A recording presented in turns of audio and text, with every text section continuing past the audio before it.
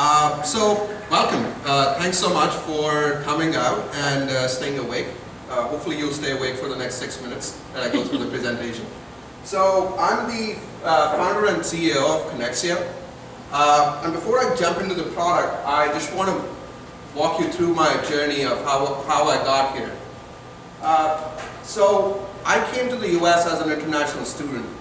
And as a 19-year-old, I borrowed a French degree to study in the US and wrote it for 4 years during my undergraduate degree, finally making it to Missouri S&T's aerospace program. And once I got here, I realized I won't be able to get a job because the jobs are highly classified. And I had totally forgotten to call Elon Musk and Jeff Bezos to tell them about my aspirations and say, hey, I want to come work for you, so start a company. So somebody along the way told me, you know what, get into engineering management. It's a good enough program. And I thought to myself, yeah, I'm already an engineer. I think the next progression should be management. So might as well take a jump at it right now. So I went into engineering management from there on. After that, as we moved on, somebody said, have you considered research assistantship? And I said, I haven't, but I'll give it a shot. And I was fortunate enough to get under a very, very great professor and do my thesis under him. And then along the way, somebody said, the university's already paying for your tuition, might as well take a few more courses on them. So I said, yeah, I'll do a SAP certification. And then along the way, somebody said, I'm already working at Monsanto. You want to come by, stop at the booth? I'll put your resume in the right stack, see where that goes. So it's sure, I'll do that. And I got a job at Monsanto from there on. So along this way, there were a lot of guidance points that I had that were very helpful in making this journey very fortunate for me, adventurous but fortunate. And not only during those 2 years, but also during the years that I was preparing for my GRE and my master's degree. And my story is not the only story that you'll hear. If you talk to any international student, they go through the same process. And on an average, an international student has to go through 35 to 50 decision points before he or she makes it to a US university, or any university for that matter. So this is a small screenshot of what they see, or what they have to go through. And this is only 30% of the decisions that they have to make. And the way they go through the process is either going through the preparation agencies, the local preparation agencies, or searching on the web, finding the best resources possible, calling their relatives in the US, friends in the US, or just trickling down through friends and relatives and talking to a friend of a friend of a friend. And if you're from India, you definitely go to a psychic or a guru to make sure that your celestial bodies are aligned. So we want to take that away. We want to give them one source where they can actually get on and make this process very streamlined for them. So what Connexio does is it acts as a personalized advisor for these students. It helps them guide through this long process and matches them with the best fit universities. Just to give you a little background of what this industry is. In 2016-17 academic year, 1 million students came to the US. They brought in $40 billion US and generated or supported 450,000 jobs in the US. As we started to do our market research, we felt over and over again that the students need some sort of a constant guidance as they're going through this process. And the universities, on the other hand, since they've started to feel a lot of international pressure now, they want something to help them spend less money and still be able to get to the promising students. So our solution helps both the students and the universities. So the student gets onto the app, creates a profile, and we start guiding the student from day one. The university gets onto the app, creates their profile, and then start getting matched to the students. And then they can create prospective cohorts and start communicating with each other. So we are trying to take out the middlemen, which is recruiting and marketing agencies that inundate this area right now, and just connecting the universities and the students directly. So we started on this idea in May, so we are very new. We're launching our alpha in August and beta for students in October, and then a beta for universities in January. Until now, we've had support from 5 US universities and 25 Indian colleges, engineering colleges, who want to support us for our beta version and get their students onto this platform. What I'm expecting from this audience or from the community is support or a shout out if you know somebody in the US university who you have links with. We'd love to get a warm introduction because, again, as I said, the market is inundated with marketing and recruiting agencies, and being a small company, nobody wants to take a phone call when we first call. Thanks.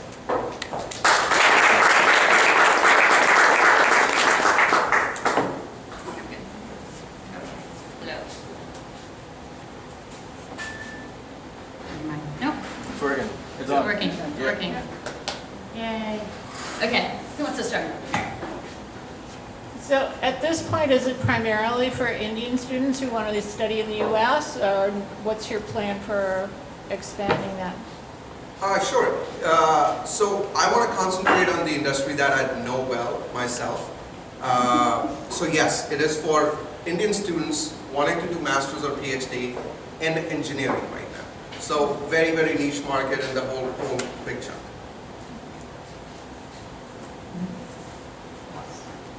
Fabulous question askers.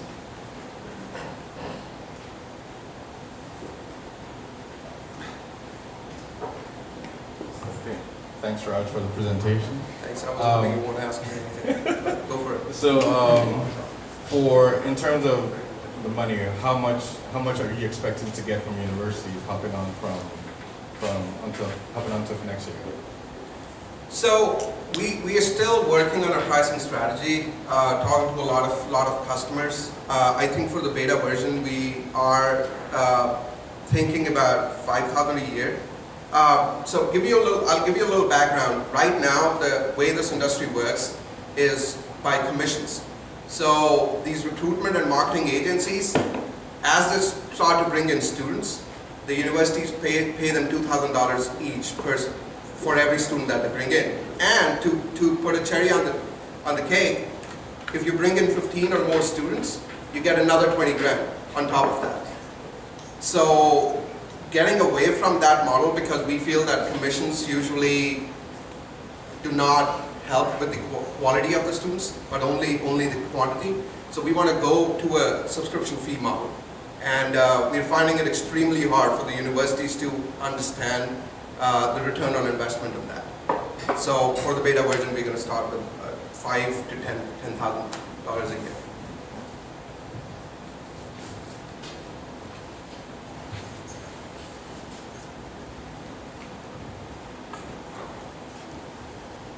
I just tried to find you on online, and I couldn't.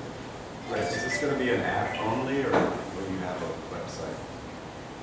Primarily, we are getting onto the app first, and it's going to be a desktop app for universities, because we want universities to have their own dashboards to see how their funnel's working out. But primarily, it's going to be a mobile app for the students. But it is Connexio.io. It is Connexio.io. We haven't done any SEO, SEM right now, and Connexio is fairly generic word to use. So if you find us on Connexio.io, you'll be able to get us. Thanks. Two questions. First of all, where in the United States is the biggest recruitment for Indian students? Which universities? Oh, yes. So New York University, so NYU. Number 2 is the only university in the Midwest, which is the University of Illinois at Urbana-Champaign. Then the 3 and 4 and 5 go to either West Coast or East Coast, and mostly California. So those are the biggest recruiting universities for international students. Okay, so the next question. Instead of trying to partner with U.S. universities, have you thought of maybe partnering with the Indian government? Because you would think, like China does it, they have this huge pipeline and theirs is government sponsored.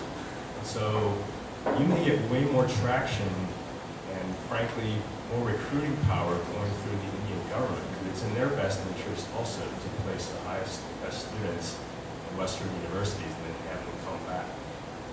I did think about that, so there are a few reasons why I'm not going that route right now. One, a lot of red tape. A lot of red tape. If you do not know the Minister of Education in India, which I don't,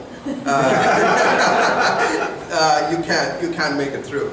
Once I get there and I have some connections, I'll definitely play that card. The other thing is India is not very supportive of students going abroad. The economy does not support that. The banks don't loan you enough money, and there's no set structure as you'd have in Saudi Arabia or China, for that instance. Does that answer your question? Yeah, so you're trying to make that pipeline work. Yes. Okay. So I would think you'd want to look at, because this is profit for universities, and they love to have students who pay full tuition. So I would look at every engineering college in the country and who's the most cash strapped, and let them be your beta test so that you can show how many more people you brought in, how much more money you got for a college just by connecting with these students. I also want to know, how are you marketing to students? How are you getting them to even know about your app? Yeah, so I'll answer the second question first. So when I said that we are launching a beta in October, I will be in India for October, November, December. And we are doing in-person registration sessions at the university campuses. And that's how we're recruiting students for our app. The first question, which I've forgotten now, That different marketing to colleges Oh, yes. that are cash strapped. yeah, it's sort of a catch-22 for the universities right now, because the cash-strapped universities, which are the public schools right now, are very skeptic about spending even a penny on something that they don't see a return on investment on, right? So they'll say, oh, we're already going through these recruitment agencies, and we know that if we only have to pay them if they bring us students. And that's the twist that we're trying to break now, and trying to say, well, what if we were to just do a pilot for a year and go from there on? So. I think your short-term proposition is very interesting. You know, like you're very focused on, there's a need, you found the need, you're laser focused on that. How do you see this going broader though? Because at some point you would reach saturation point with, India's a big place obviously, but you will reach a saturation point. Do you have kind of a big dream, like the next big step beyond this? Oh yeah. I don't have that slide here, but it says conquer the world. But yes, that's what we are working towards. So in January, once we launch between India and the U.S., we wanna start going to Bangladesh, Nepal, Bhutan, South Korea, Africa. So what's happening now in the industry is U.S. is not the top contender in bringing international students. Other countries are opening up. Canada has just reached the top now. So for our beta, we are also trying to get to Canadian universities, and because it's a good proposition for them to bring international students. So what we're trying to do is we're trying to also get Indian universities, because they want to hire Nepalese, Bhutanese, and Bangladeshi students. So we're trying to open it for them as well. But that's going to be later that year. China is not on the radar yet, because they have a set pattern already formed. But once we make this model airtight, then we'll reach out to other countries.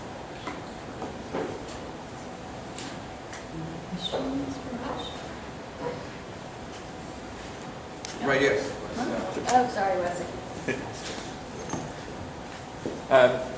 Looks great.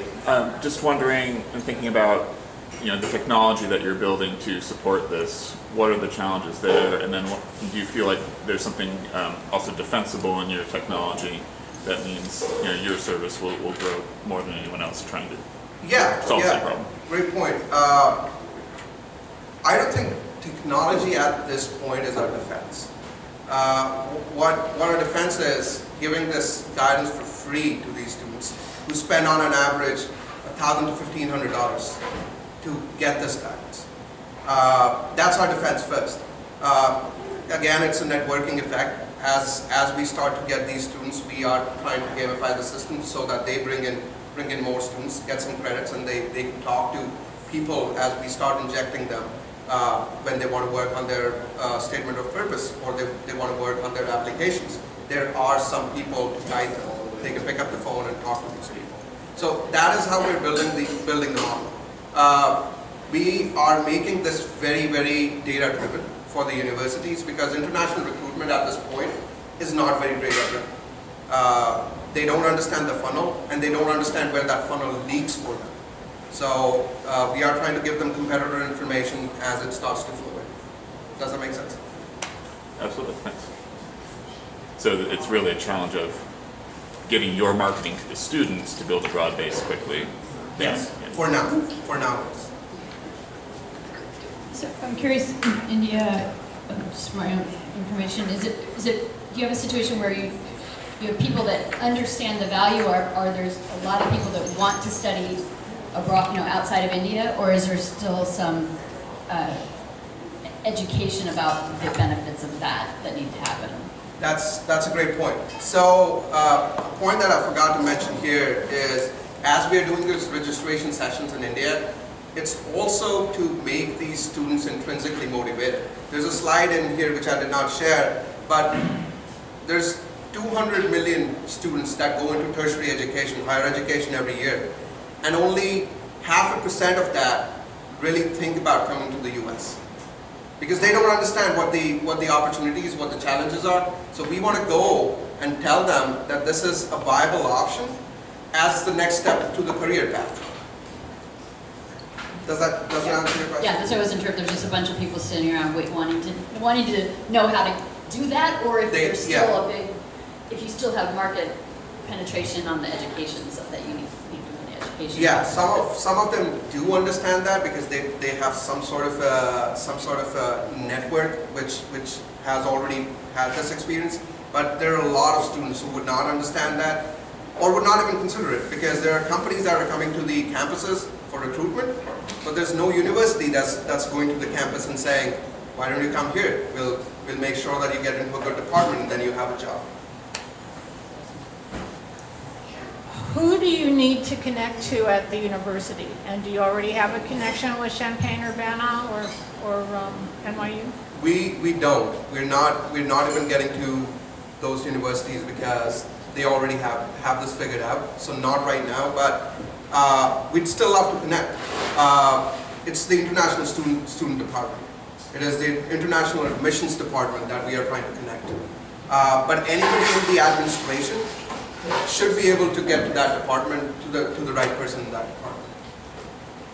But if you want a warm introduction, you want direct to the international student department. Yeah. It also occurred to me, if they're paying $2,000 a head for students, why don't you offer them the same deal? Be a recruiter and just show up with more. And then offer them the deal of, you paid us $10,000, how would you like us to do this for $5,000? Yes, I did think about that, but as a student, I would not want to go through a person or an institution that's getting commission on me.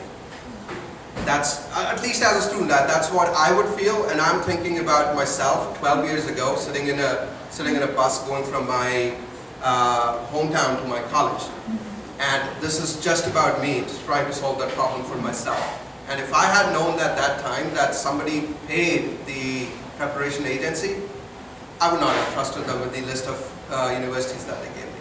So that's the proposition. Maybe I'm too philosophical about it. Maybe once I touch the ground, I'll change that. But for now, The schools want that, but I'm still sticking my ground. But I'll update you once I change them. Yeah.